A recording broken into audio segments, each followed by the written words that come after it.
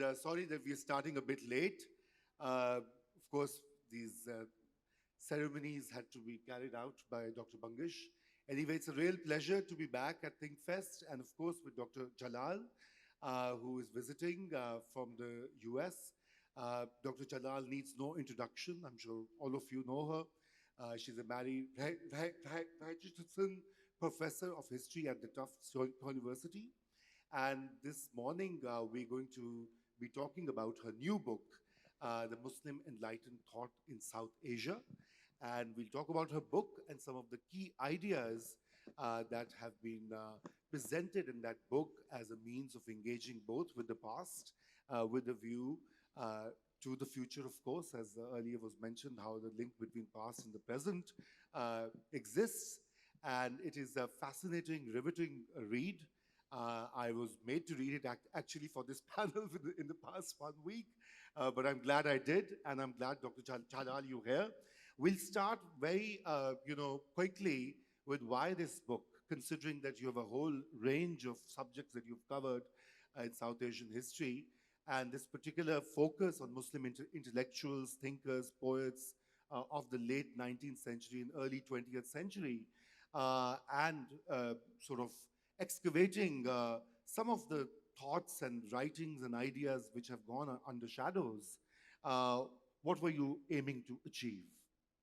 Well, first of all, I have to say that I wrote the book so that I could answer the question, can Muslims be enlightened?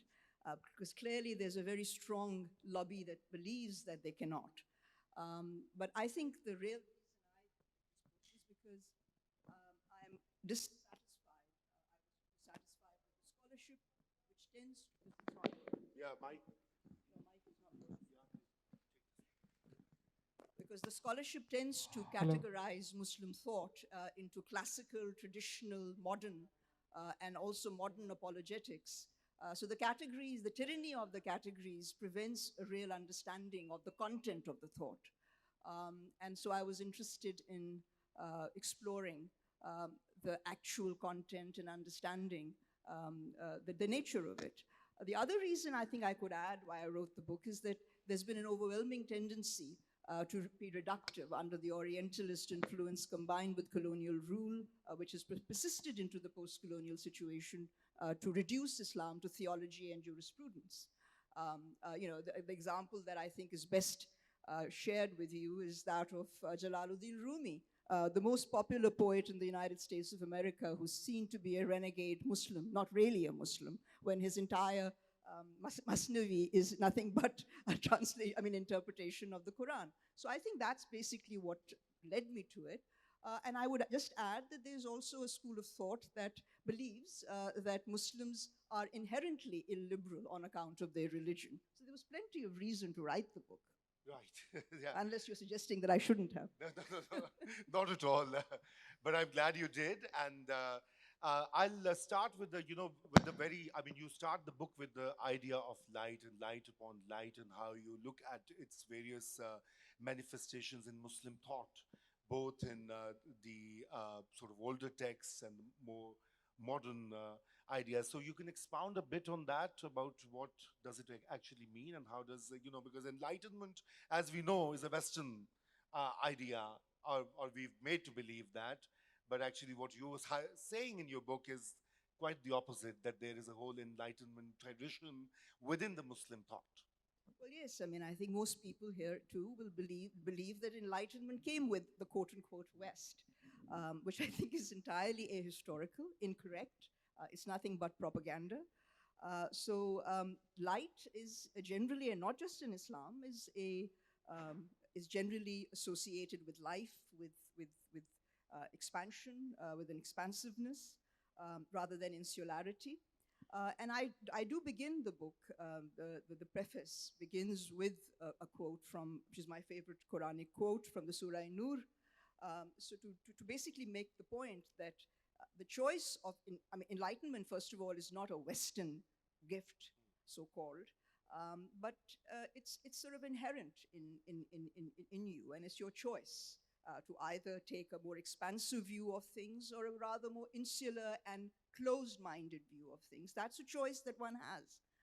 So that's basically, and I mean, I completely reject the idea of enlightenment arriving to the global south. I think the different cultures had their own tradition. And light is something that is generally treated in much the same way in other religious traditions as well, and not Correct. just Islam. Yes, and I think that idea takes us to how you you know sort of engage with the term Roshan Khayali and trace it through the various writings and poetics of many Muslim thinkers, especially in the late 19th century. And so, is Roshan Khayali the equivalent of what we understand from the Western liberal canon? Is Well, Muslims are excluded from the liberal canon. yes, And I think we have to accept that. And so, to all those liberals with great sort of apologies, you are not considered liberal. You have to be a liberal. So, uh, I mean, enlightenment is, as I said, it's an attitude of mind. It's something that your own religion that you talk about so fervently urges you to seek knowledge, even if it means going as far as China, is a paraphrased statement that we hear all the time. So, I mean, the entire thrust of the Quran, as I read it, is on knowledge, ilm. And so I think it's really important for us to understand, those who believe that enlightenment came with the West, and so we are just catching up with the West for the rest of our lives constantly, ignore a large chunk of history. You've airbrushed Muslim contributions, and I think that is really important to acknowledge that this process has been going on forever. And you can't, I mean, if the Muslims built on Greek thought, which was then sort of, I mean, they translated into Arabic, and then that sort of enabled the European Enlightenment, is something to be acknowledged. But I'm, of course, not going all the way back, but I'm looking at the late 19th and early 20th century period, where I found, surprisingly, that these individuals that I do study were actually engaged with the periods of enlightenment in earlier Islamic history. correct. They do, and we'll talk about that, how they also set out to build a historiography That's right. of Muslims, which is a very important part of your book. But before we do that, I also want to ask you, and for our audience, is how in the post-Mughal era, post 1857 milieu in India, uh, how were these Muslim writers, and you look at so many of them, I mean, of course, how they were negotiating with new ideas, with the Western ideas, I mean, or the colonial forms of knowledge and things. I mean, because there was an interaction going on, there was an engagement going on.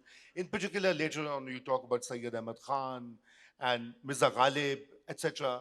So, tell us about how did they negotiate with modernity, if I may use Again, that. there's a dominant school of thought that believes that Muslims are insular, and that because of their religion cannot be quote unquote liberal, whatever that means, because liberalism itself is a very problematic concept, even in the so-called West. So these individuals, I mean, and then there's the idea of apologetic modernity.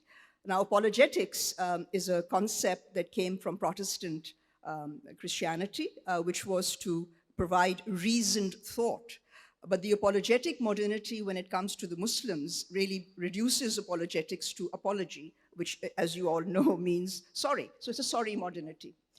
So I really wanted to disentangle that in my work, and also to challenge those scholars who mistakenly argue that Muslims were non-dialogical.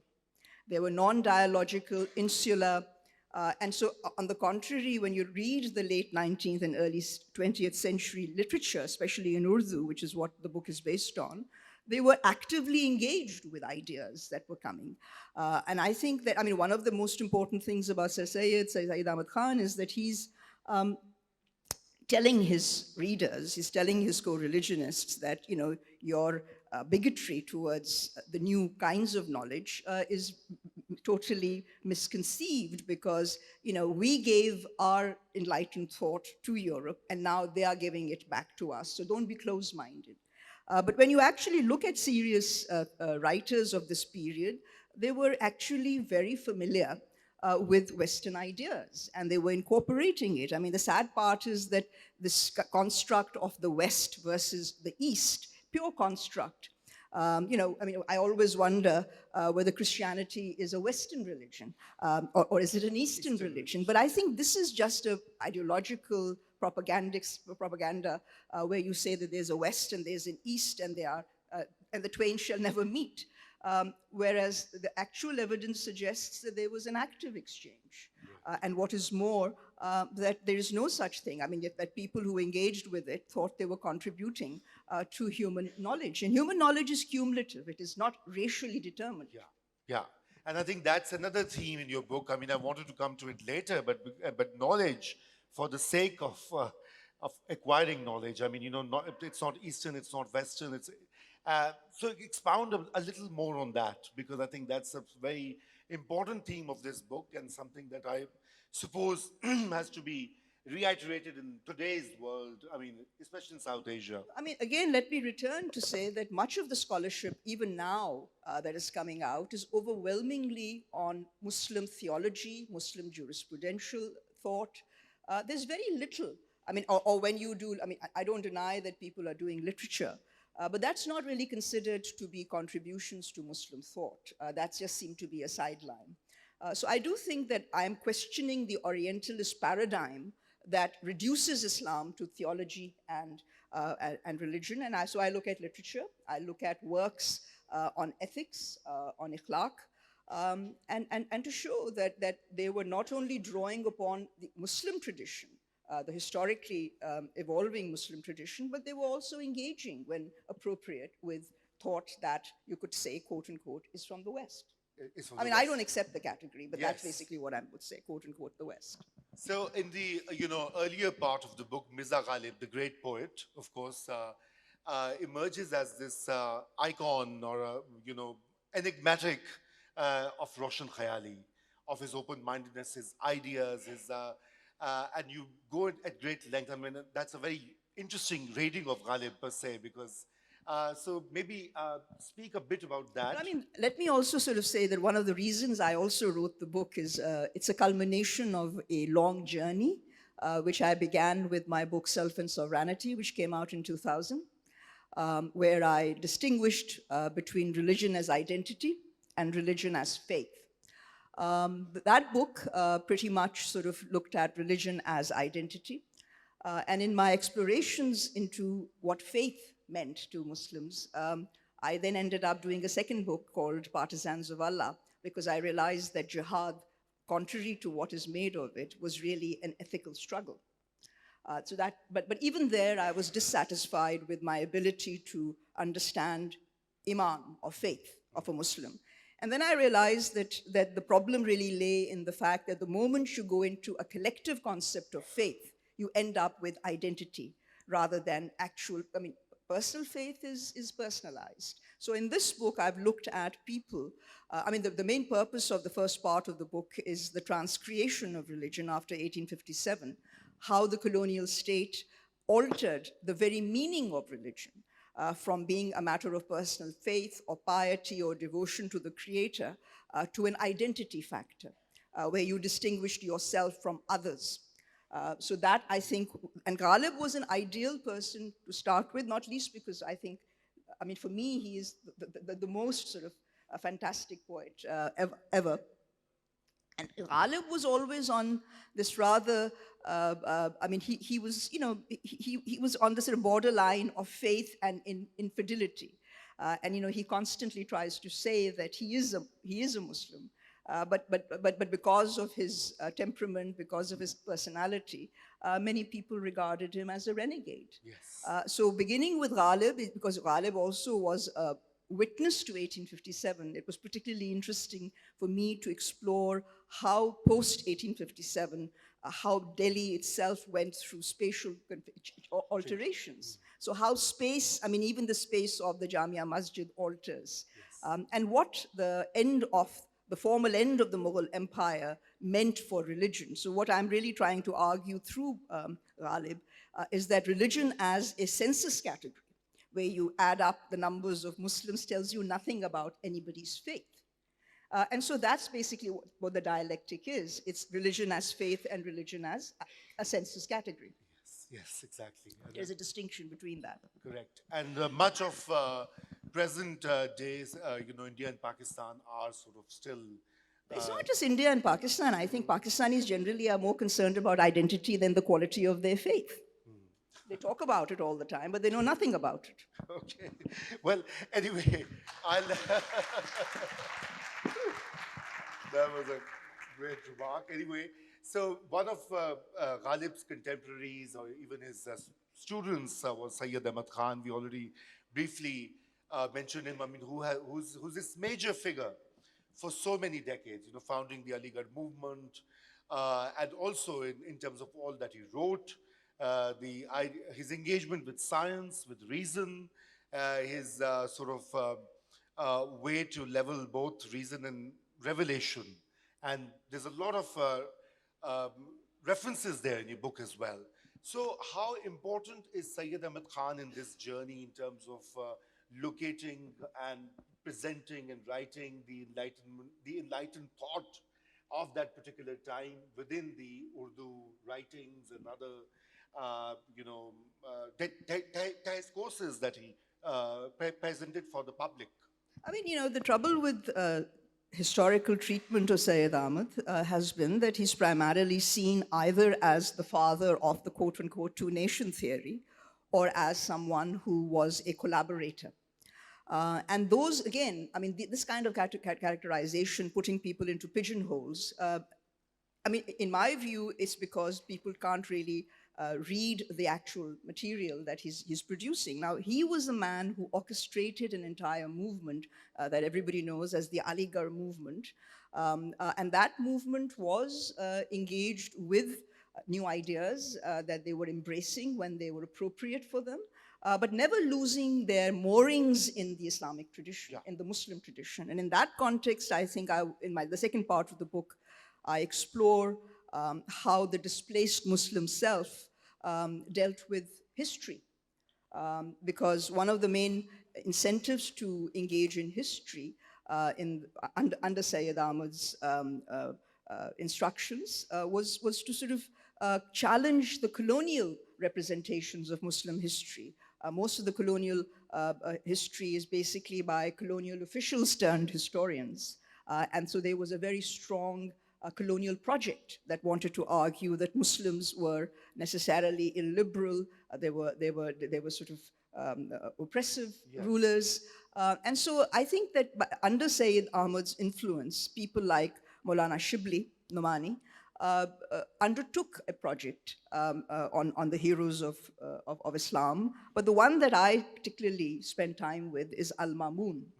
Now, Al-Mamun, of course, is the Abbasid caliph. And it's a very interesting book because it's showing how the struggle between history and revelation was dealt with. I won't go into the details because it's going to become long-winded, but basically what Shibli proves is that there is no necessary contradiction between Islamic thought or Islamic teachings and history. So revelation can be accommodated within the historical profession, because there are people who think that revelation is eternal, cannot be questioned. But I think that it's important to understand what revelation has meant to Muslims over history. I mean, the whole problem with the treatment of Muslim thought is that there are schools of thought that turn Islamic ideas into eternal ideas rather than how they have changed. I mean, this is something I even did at Partisans of Allah, that the idea of jihad itself undergoes change. It's not that there is a theory and practice dichotomy, but the very idea changes over history. So that's what I think I tried to do, that history and reason were deemed to be compatible by this lot, known as for lack of I think a shortcut would be Aligarh movement. And then also that it was compatible with history and revelation. That was my interest. Right, exactly. And, with Syed Ahmad Khan's sort of these ideas and the influences of colonial, the other two characters that are really intriguing in the succeeding chapters are Dipti Nazir Ahmed, who's otherwise known to us as this prolific writer in Urdu, also happened to be a civil servant in the Raj. And then there's Zakaullah. You talk about their friendships and their engagement with the British, not just in terms of ideas, but also as persons, as friends. And that particular phase is something that I think is one of the unique parts of that book, especially the reading of Nazir Ahmed's works. Because, you know, at the prima facie, they're like simple stories, everyday of the simple lives in Delhi. But in effect, he's also presenting a whole narrative on Muslim modernity. That's right. Well, I mean, I think the important thing about Zakaullah and Nazir Ahmad is that they were not just friends, they were very good friends with a very famous Christian missionary known as C.F. Andrews. And if you read C.F. Andrews' work, you will see what he thinks of Zakaullah as a man that he considers not just enlightened, but extremely even-handed with religious community on matters of religion.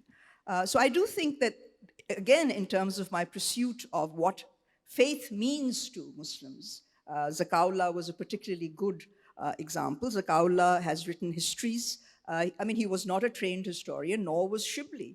But he wrote a very comprehensive history of India, of Hindustan. He also wrote a lot of books on ikhlaq, ethics.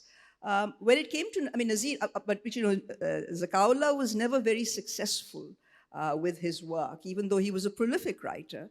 He was, you know, he borrowed work from English writers and you know, turned them into Urdu to introduce them to the Urdu reading public. Nazir Ahmad, on the other hand, after he finished his work in the civil service of the British, took to writing novels. And I look at Ibn al-Waqt, which I think is a very interesting insight into modernity, of how they were wrestling with modernity. And that clearly was a very popular book.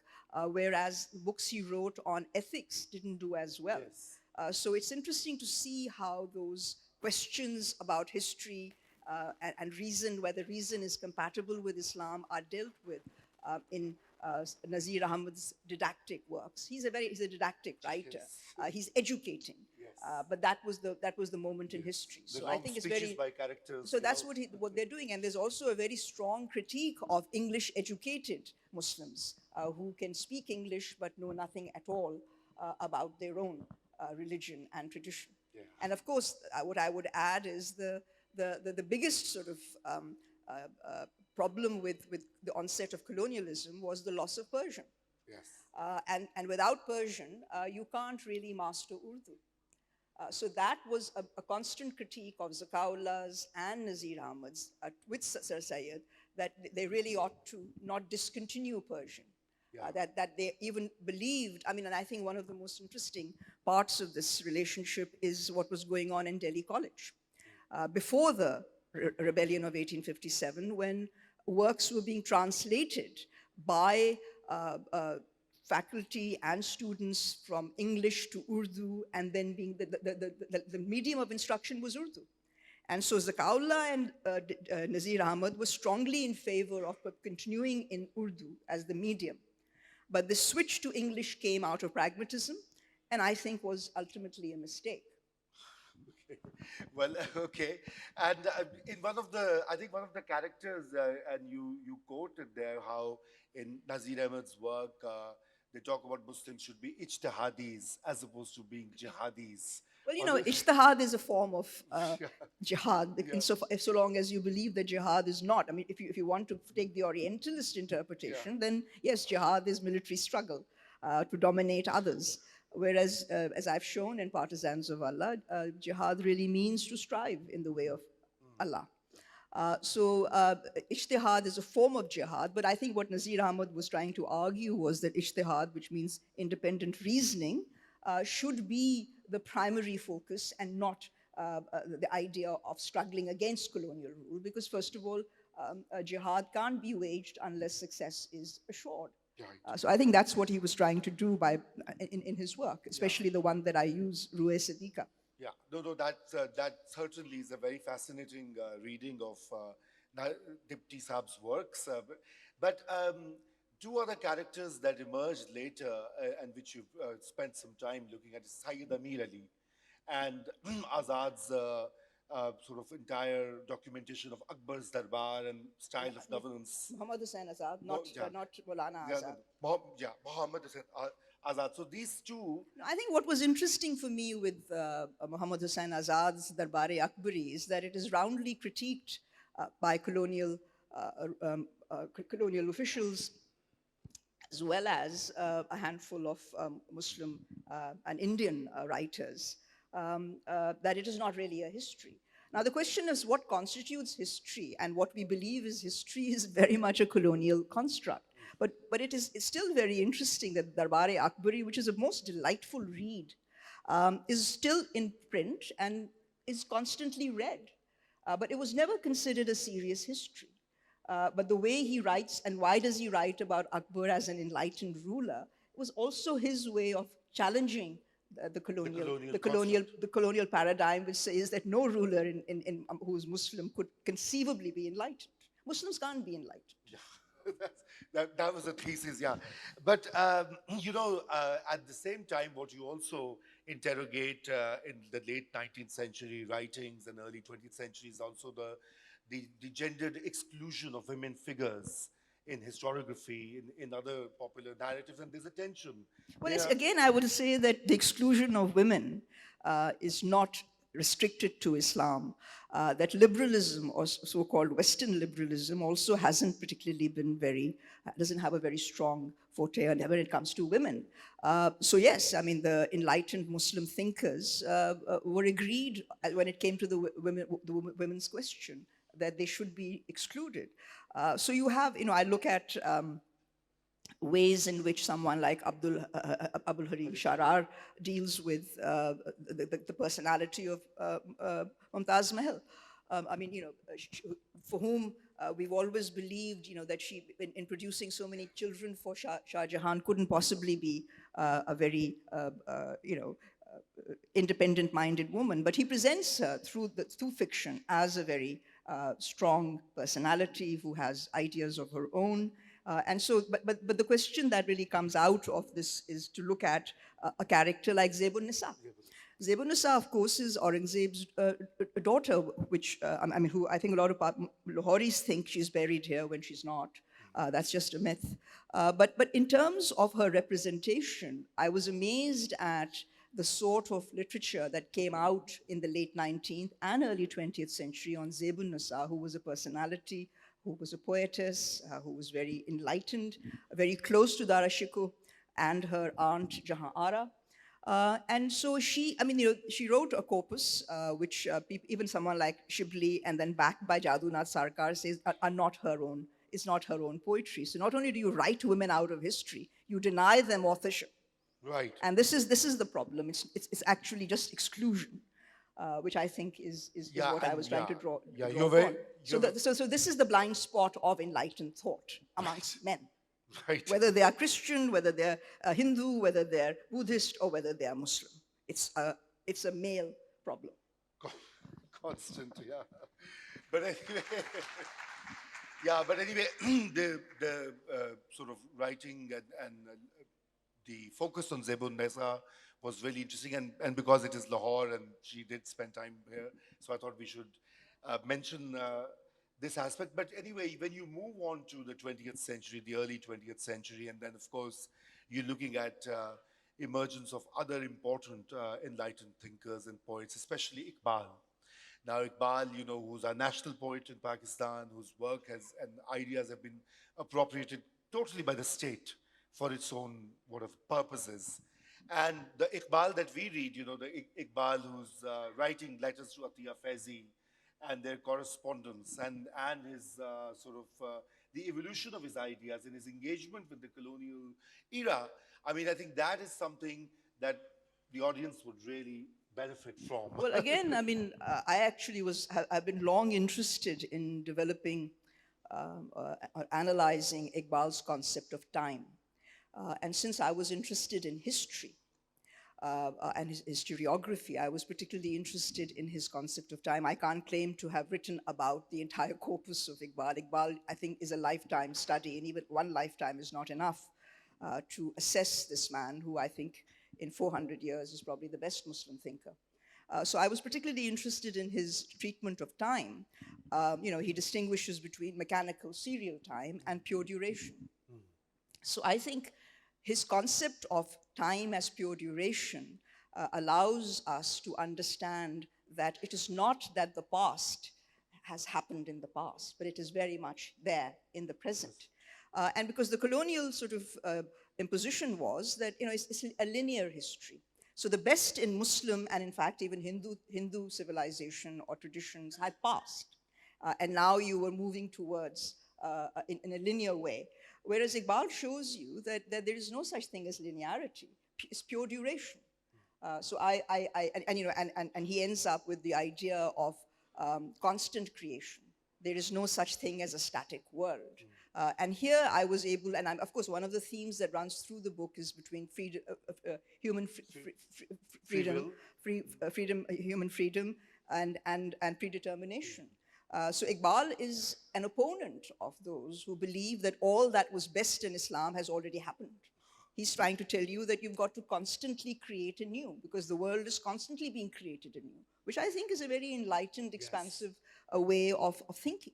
Yes. So that was my primary interest in Iqbal. Like I haven't tried to write about just one chapter on Iqbal. No, but I mean this idea which fits into the Roshad Khayali or the opening of minds. But sadly, Iqbal that we read and we understand is not the same figure. Well, first of all, you cherry pick Iqbal. As any poet, Iqbal is open to misinterpretation.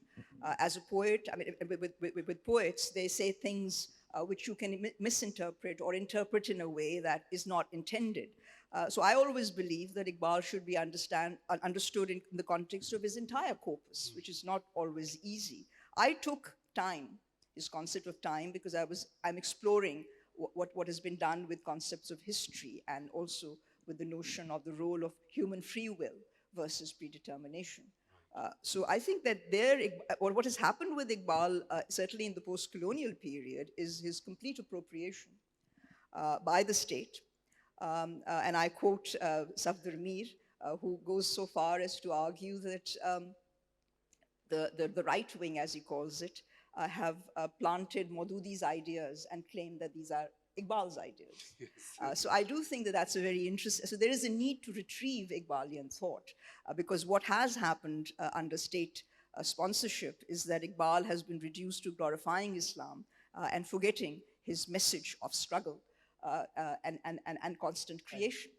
Change, basically. He says, I have a time with God. You have to sort of be part of the constant process of recreating the universe. Correct. Which again is an expansive way of moving forward. Yes. And the other intriguing, of course, a very fascinating character is the artist Sadequain, who emerges in the book as this, an artist who's sort of also a thinker, a poet, is half the time in the West, engaging with the Parisian artists and academy, and then being in Pakistan back home and doing all these murals and sort of working on Iqbal's ideas. That's the reason referring a lot to his thought. So there are people who've written books on Sadequain. Again, I was primarily interested in seeing how Sadequain used Iqbalian thought in his public murals.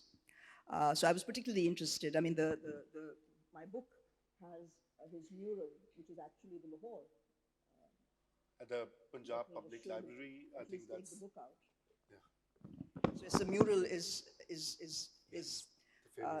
is his.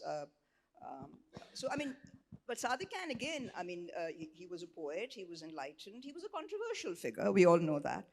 But my interest in Sadequain was to show how, even in the post-independence period, the idea of Roshan Khayali persisted.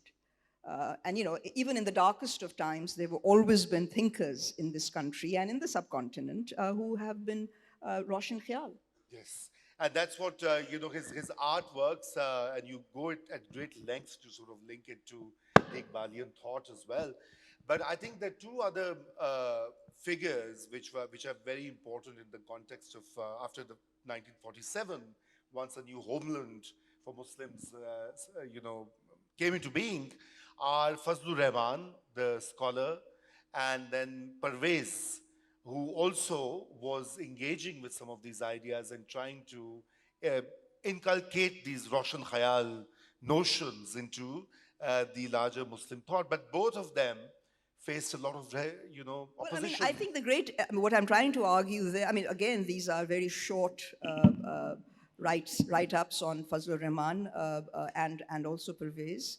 But, my point really is that the presumption that there is something inherently wrong with Islam, as is the Orientalist and also the contemporary view of Islam, that there's something wrong with the religion, that it's nothing to do with the religion having gone through so much of the earlier period, is that it was authoritarianism. It was military authoritarianism. Even Fazlur Rahman's association with the Ayyub regime really creates the problem, as it does with Pervez. Had there not been statist, I think their ideas on Islam may well have had greater reception in this country, but they didn't manage because they were associated with the state.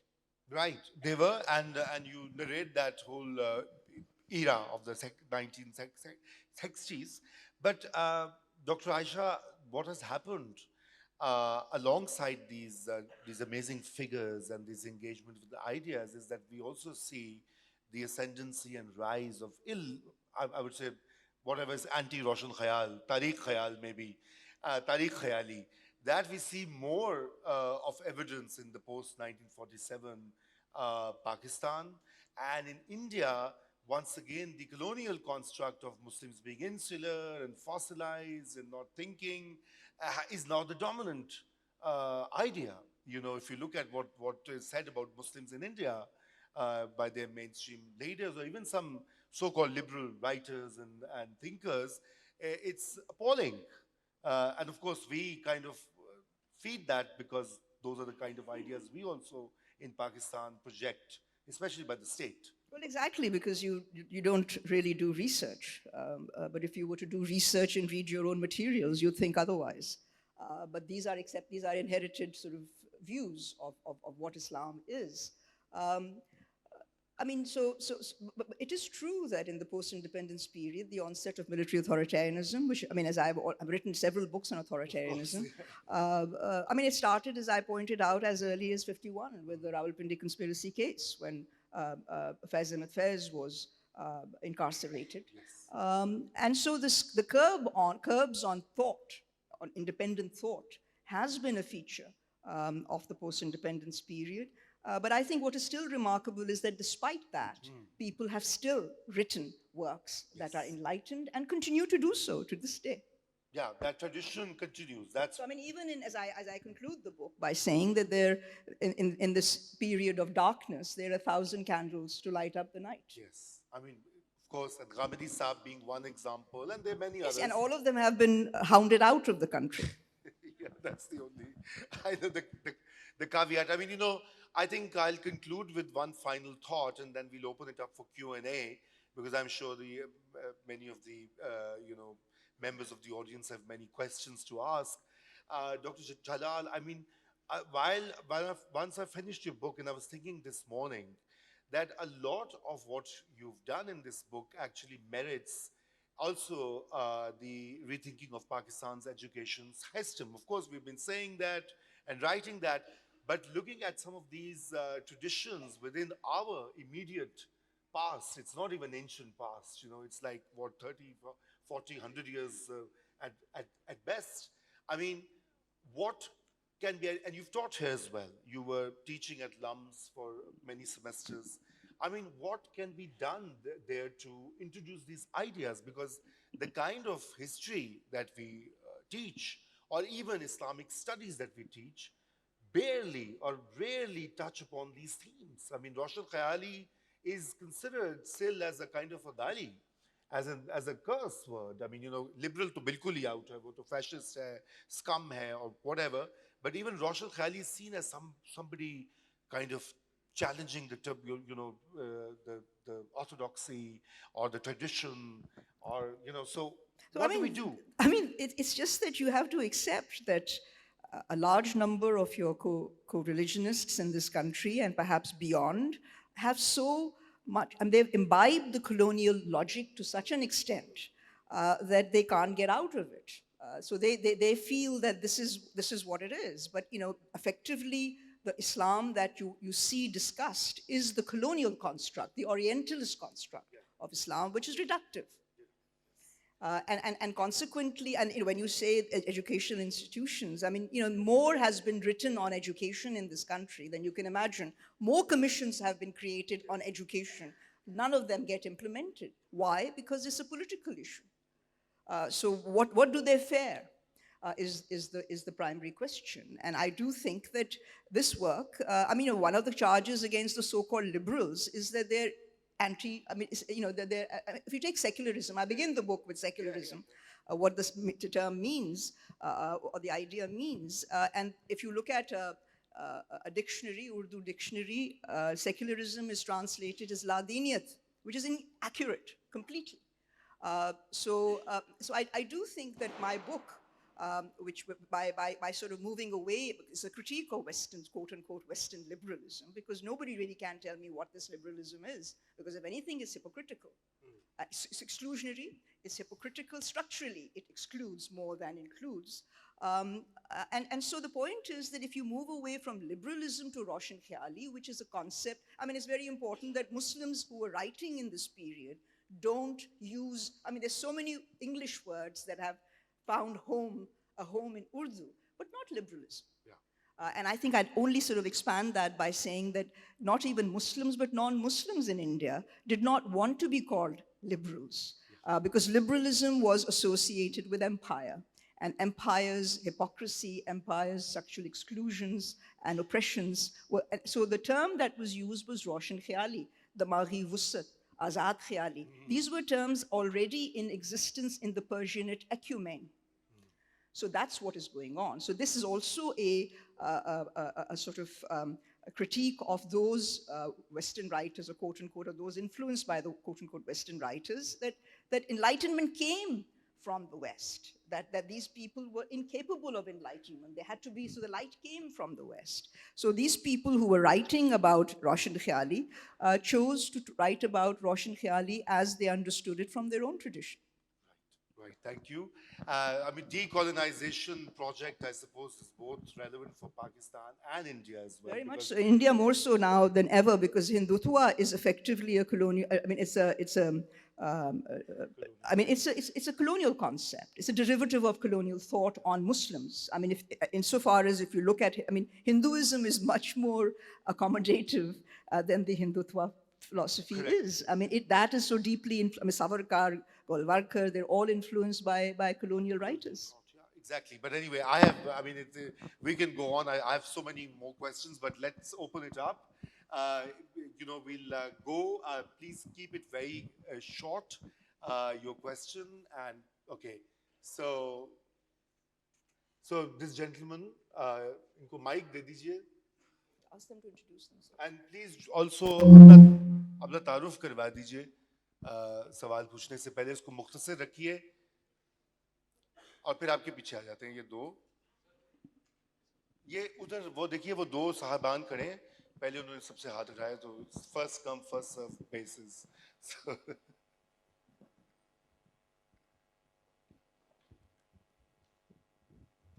Hello, my name is Wazir Khanzada, and my question is with regards to Pakistan. Since we have replaced history with ideology, so can Pakistani be enlightened without history? That's my question. It's very difficult, especially if it's a politicized ideology, which it is that you're being given. But my point is that the biggest problem in Pakistan, as I see it, is the refusal to read. I do accept that you're made to, your educational system is based on rote learning. But if you don't read, and I'm prepared to say that rote learning has something to do with the hatred for reading. But Pakistanis actually dislike reading. I meet a lot of Pakistanis who tell me we've only read one book, the Quran, and are very proud of that. So I really think that it's a tragic situation that in the process of projecting a particular ideology, you have turned people off reading. Now it'll be AI summarization of my book and other people's books. I mean, nobody reads here. So until you sort that problem out, you can never really contest the ideological constructs that are being imposed upon you. You need to start with the children. I think what is needed in Pakistan more than anything else are institutions that are inculcating the desire to read in children above 5. That's something that has to be done. Absolutely, absolutely. So we'll take about 3 questions and then I'll, yeah, bataiye. Hello, Assalamu alaikum, ma'am. Thank you for such a informative talk and the session with you. Myself, Khalid Hussain from the University of Central Punjab. Currently, I'm studying in the BSIR 6th semester, and I belong to the Hyderabad Sindh. Ma'am, I have a question for you that as you have narrated in one chapter, Pakistan is present in the book Pakistan Beyond the Crisis Stage by Maliha Lodhi. And so in today's session, as you have stated that the history and the revolution are the mutually interdependent things, ma'am, you have narrated in this book that Pakistan has a troubled history in 4 provinces. Like the Sindhi claims the 5,000 history backward from their Mohenjo-daro, Indus Valley civilization, and the other princely states, Sawat, Balochi, and Pakhtun, and etc. So, ma'am, do you know that how we can divert from the troubled history toward the discourse that can make us change for the Pakistani peoples and upcoming generations? Thank you. Piche de dijiye, I'll take 3 and then I'll. तारुफ अपना नाम और फिर मुख्तसर सवाल पूछिए और उर्दू में पूछ सकते हैं बिल्कुल आराम से जो भी हाँ कोई भी Hello. जबान में पूछिए Should I ask the question first, or would you like to answer the question? No, please, we are taking 3 questions. Go ahead. Okay, my name is Abdullah Khan. I'm from Lahore. My question is that why is the idea of pan-Muslim identity not that much accepted compared to a reductionist Muslim identity, like we see in Lebanon in the form of confessionalism, where different groups kind of try to vie for power? Why the pan-Muslim idea that Jinnah propagated has not come to the fore? Thank you. Okay, one more. Okay, we must go to a woman participant over there. There's a woman over there. Oh, there's a woman over here. आइए, आप पूछिए. पूछिए बिल्कुल आपका हाथ मुझे पता नहीं. No. Ask in the mic so that others can also benefit. My name is Saira Hoti, and I am a teacher of world history for A levels. My question, Dr. Jalal, is that enlightenment seems to not have affected most Muslim countries, not just Pakistan. Is that just because of the colonial mindset, or is there any other problem? Are we not into ijtihad? Are we just, have we just, stagnated and don't wish to think ahead? Thank you. Thank you. I mean, I don't think it's just colonialism. I think it has to do with your post-colonial ruling elite that find it very convenient to lord it over people by persisting with colonial thought rather than encouraging thinking that is, or at least creating an educational system where independent thinking is encouraged, creative, innovative thought. So as a result, you're producing children who are not capable of dealing with the unexpected. They can't think out of the box. They can sort of pass exams because they read their textbooks, but they really don't read anything beyond that. So I think that is the tragedy, which needs to be actually acknowledged. I mean, Pakistanis just don't read. You've got to start reading if you want to live in this world. Thank you.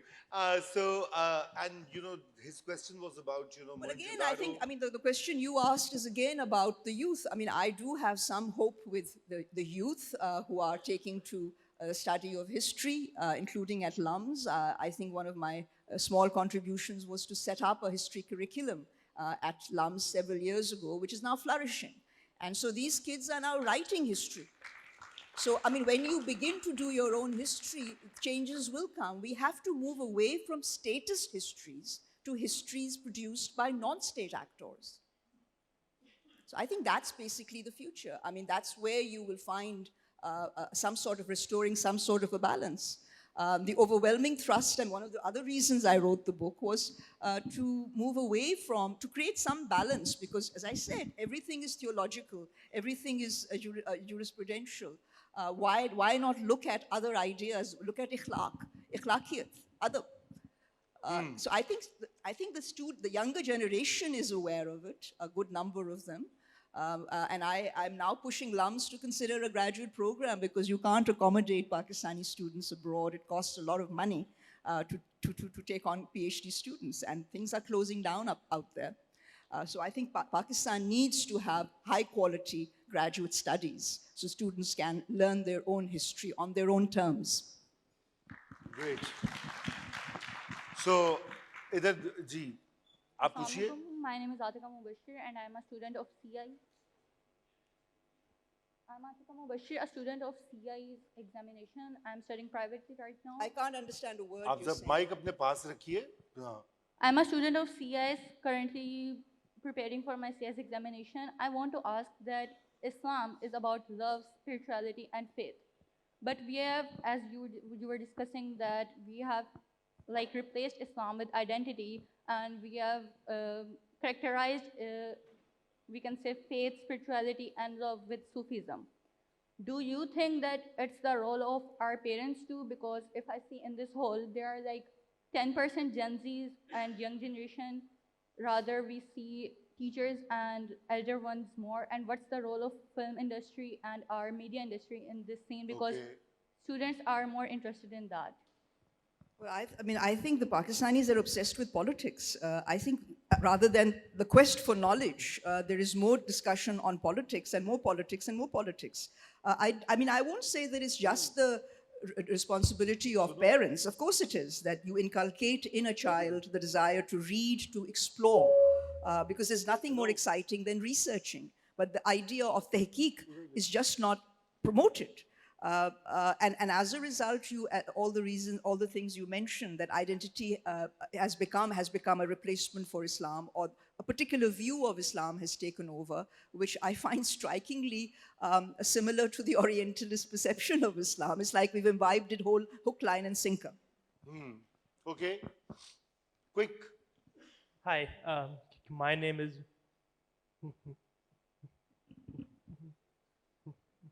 Murtaza Yar Haraj. I'm a student at UC Berkeley.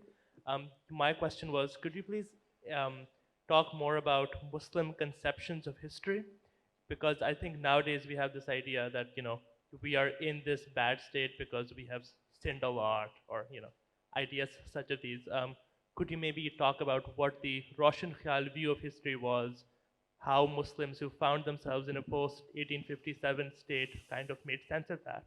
Well, again, I think I already have touched upon it by suggesting that the colonial view of history was that of a rational, linear movement.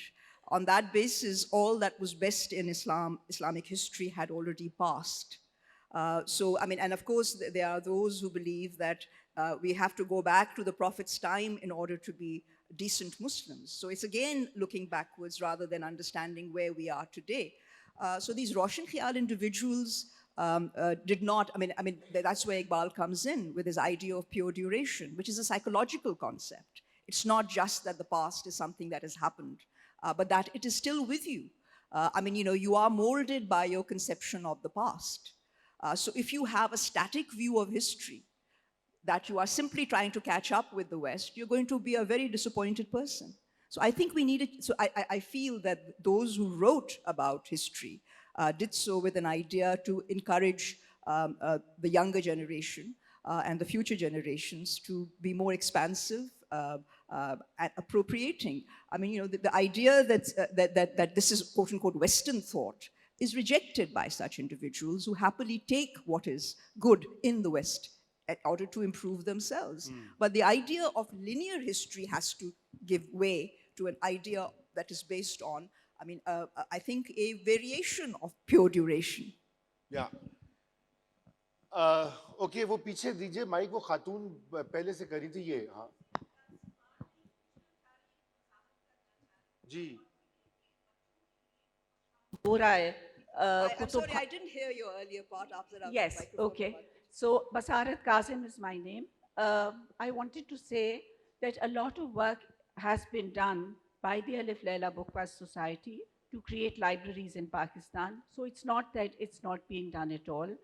We have mobile libraries, camel libraries, boat libraries, book bikes, and of course the Alif Laila Bookpass itself, which is stationary, and a lot of other organizations are replicating this work. There are now 18 or 20 organizations that are running rickshaw libraries.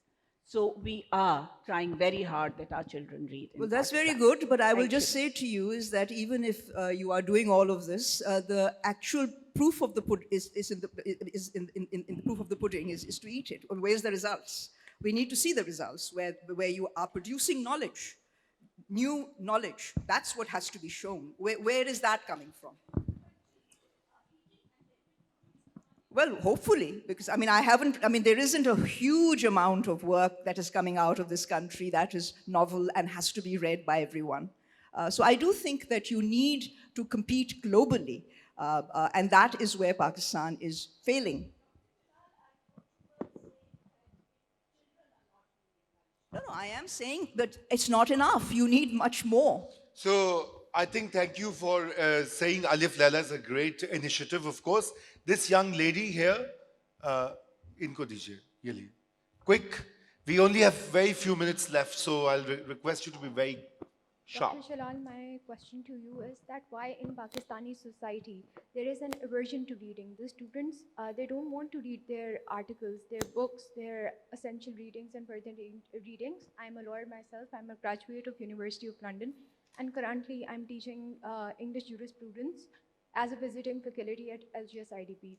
So I see my students, they're very young. I myself, I'm a recent graduate, but they have an aversion to reading. They don't want to read. They just want the teacher to spoon feed them. Why do we see that culture being promoted in Pakistan?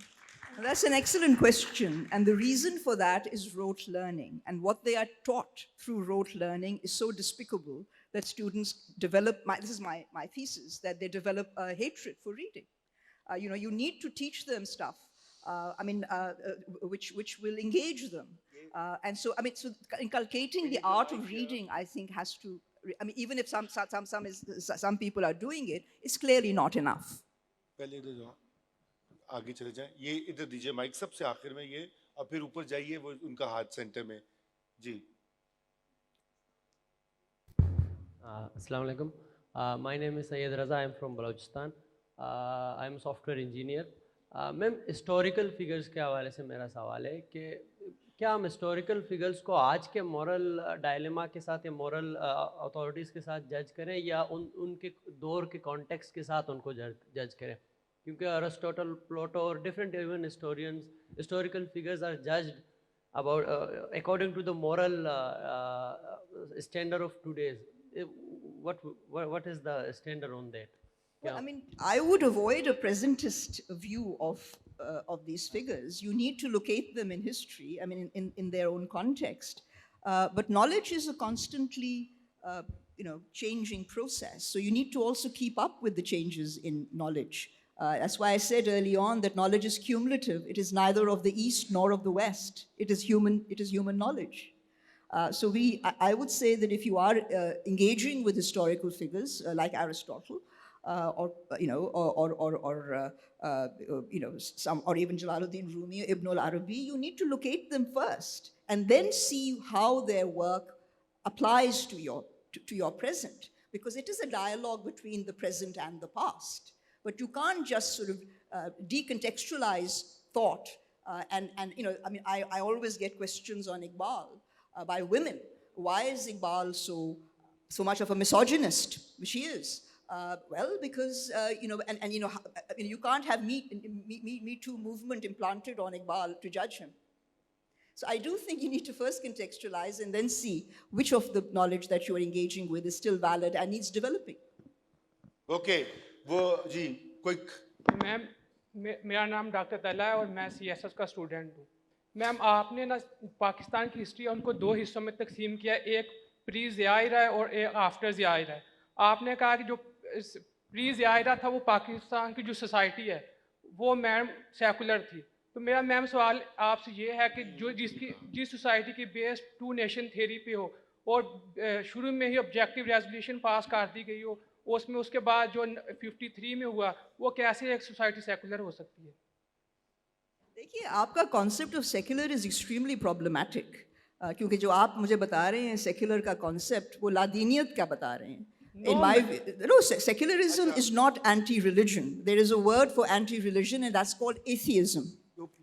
So there's no reason why, despite all the setbacks that you mentioned, which are more authoritarian than inherent in the idea of secularism, you can't have a more expansive, engaged view of the world. I mean, and contribute to human thought. So I don't think that, to say that it is impossible is not an excuse. There are many people who are still producing work that is of quality. Maybe it's not enough, but more needs to be done. Okay, on a lighter note, Talha, इस तरह के ख्यालात के साथ CSS ना करना भाई, पास नहीं हो गए, change it, ठीक है? अच्छा पीछे जाओ. जी, आप दोनों 30 seconds each. Hello, I'm Mustafa. I'm an artist here in Lahore, so you'll forgive me if my question veers a bit personal. You draw this distinction between religion as an identity and religion as faith, and you talk about how your subjects, faith is fundamental to their thoughts and their ideas. So it was interesting for me to understand, how does your own faith inform your thinking process and your own journey to enlightenment, for lack of a better term? Okay. Identity is, what I'm trying to argue is a census category, an identity which is distinguishing you as identity as difference is very different from your relationship with the creator. Yeah. No, so I mean, how does your faith, your own personal understanding of faith inform your thinking? Well, clearly, I don't agree with the representations of Islam because my own research and understanding of it gives me a very different view of it. So it is faith that leads you into some of the avenues that I have taken over the years, not just, but as I said, this book is the culmination of decades-long work that began with Self and Sovereignty, where I failed to really address the question of religion as faith. I did talk about religion as identity. My pursuit of faith led me to write Partisans of Allah. And then I've tried to do this book, where I think I'm a little bit more satisfied that I have understood what faith means to individuals, personal. I don't think that working with faith at a collective level enables you to really come to terms with faith, because it's taken over with identity. So my own understanding of it is through individuals. I'm not saying that faith means different things to people. It's personal, but at the center of the idea of faith is your own conception of the creator, your relationship with the creator. And I think that for me is a more expansive idea than one based on simply my identity as a Muslim. Thank you, Ayesha. Sorry, your time was taken by your friend, so इधर जाइए. Madam, मेरा सवाल ये है कि इकबाल ने कहा कि हो तेरे बयांबा की हवा तुझको गवारा, इस दश्त से बेहतर है न दिल्ली न बुखारा, दी हाथ से देकर अगर आज़ाद हो मिल्लत, है ऐसी तिजारत में मुसलमान का खसारा. मेरा सवाल ये है कि आज के दौर में मुसलमानों को, इस नौजवान नस्ल को ख़ास तौर पर इस खसारे से बचाने का आपकी नज़र में क्या फार्मूला है? I think I've already covered enough ground on that. It's up to you to want me to repeat everything I've said over the last 1 hour. I'm not going to do that. चलिए ये इधर आइए जरा, ये साहब इधर बैठे हुए इधर. अच्छा, there's so many hands. हाँ जी, इनको दें इधर. देखिए आप दोनों अगर आपस में तय कर लें, एक ही सवाल पूछ लें तो. मेरा नाम आरिफ मियाँ है, मैं जर्नलिस्ट हूँ, राइटर हूँ. मेरा क्वेश्चन ये है कि इस क्वेश्चन की ज़रूरत क्यों पड़ी है, can Muslim be enlightened? That's a very good question, and it's precisely because there's a lot of scholarship out there which believes that Muslims can't be enlightened. I mean, if you read my book, you'll see why I suggested this as a title, Can Muslims Be Enlightened? Because the view is that religion, Islamic religion, is a barrier to enlightenment. And that is a view of certain scholars. But that's not to say that those in the West, so-called West, have not produced excellent work as well. But the amazing thing is that that bias remains. So I think that's why the question is still relevant. Obviously, to you and me, it's redundant, but it's not so. Despite such a volume of scholarship, why this view persists that somehow Islam is illiberal. I hope आपका जवाब मिल गया आपको आरिफ साहब. अच्छा, वो आपने okay वहां ले जाइए माइक. आप पहले आपके पास आया था माइक, उसको हाथ खड़ा करते. जी इधर दीजिए जरा. अच्छा पहले, हाँ पहले खुरम. या सॉरी. अच्छा, I'll have a quick question here.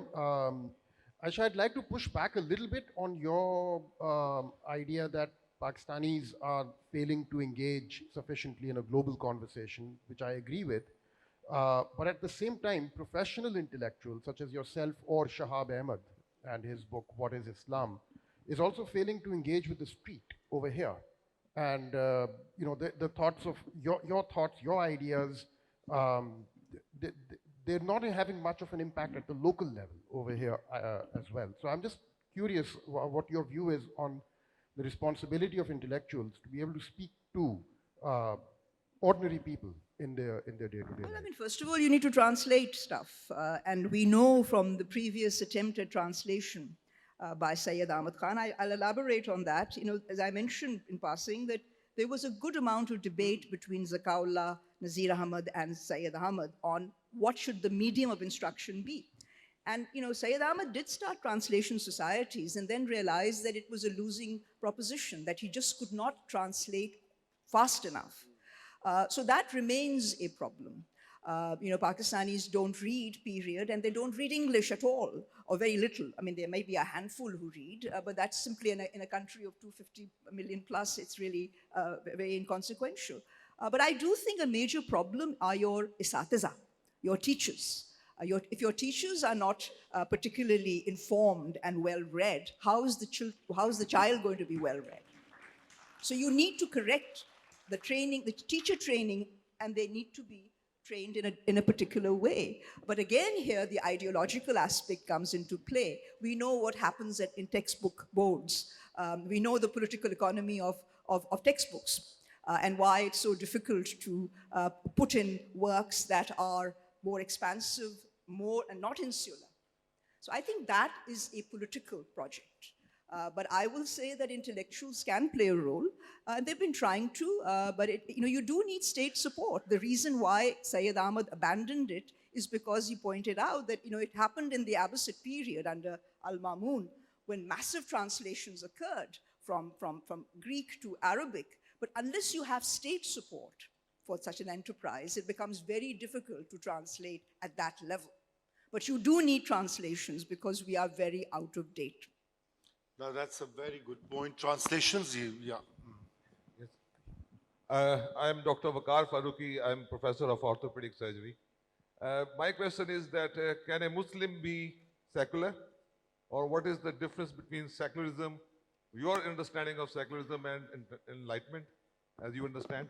Well, I mean, secular is not necessarily, I mean, I talk about it at length. In fact, I begin the book in my sort of, it's the preface, I think, or the prologue, rather, in which a very famous anthropologist, professor of anthropology at Harvard, a Sri Lankan, Professor Stanley Tambaya, who was a friend, late Stanley Tambaya, asked me whether the Prophet of Islam had a concept of the secular.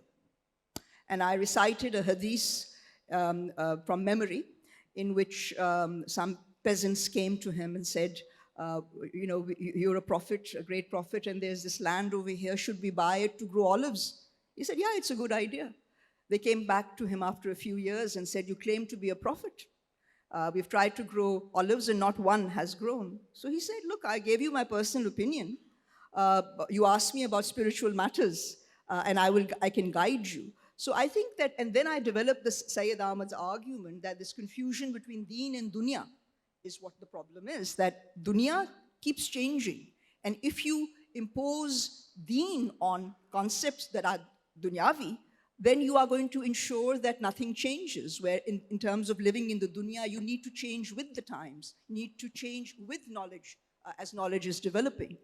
Deen is there for eternal purposes, that doesn't change. So I think it's this confusion where you think that secular is somehow anti-religion that has shaped the view of secular as somehow not acceptable to a Muslim. I think a Muslim can be secular and be a Muslim by faith. Yes. पीछे वो मौलाना बैठे हुए हैं, मौलाना फहद, उनको दीजिए mic. ये बस last two questions and then okay. चलिए बस, this is the last one. I'm sorry. मेरा नाम मोहम्मद फहद है और अक्स पब्लिकेशंस के नाम से मेरा इदारा है. मैम, मेरा आपसे सवाल ये है कि जिस इस्लाम की आज हम बात कर रहे हैं, क्या ये कॉलोनियल प्रोडक्ट नहीं है? क्या जिस जो है, मैम कह चुकी हैं यही बात फहद आपके आने से पहले, तो नहीं, मैं एक चीज़ सर सिर्फ करना चाह रहा हूँ कि 9/11 के बाद जो हम देखते हैं इस्लाम को एक ख़ास तरह से शेप आउट किया जा रहा है मुसलमानों के लिए, उससे ज़रा डिफाइन कर दें कि ये पॉलिटिकली इस्लाम बन के रह गए, इस्लाम की जो और चीज़ें थी वो हम उसमें देखते हैं, डिस्कस ही नहीं हो पाती ना.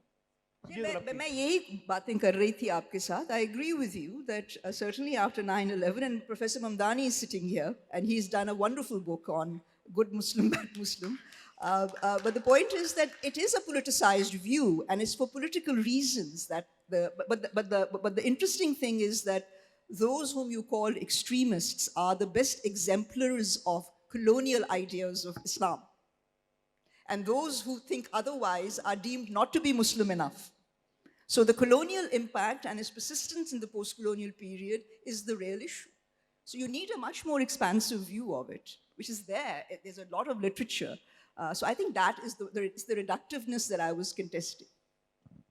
I'm really sorry. I wish we could continue, but our speaker has to end this. But thank you so much. Please give her a big hand and get the book. Thank you.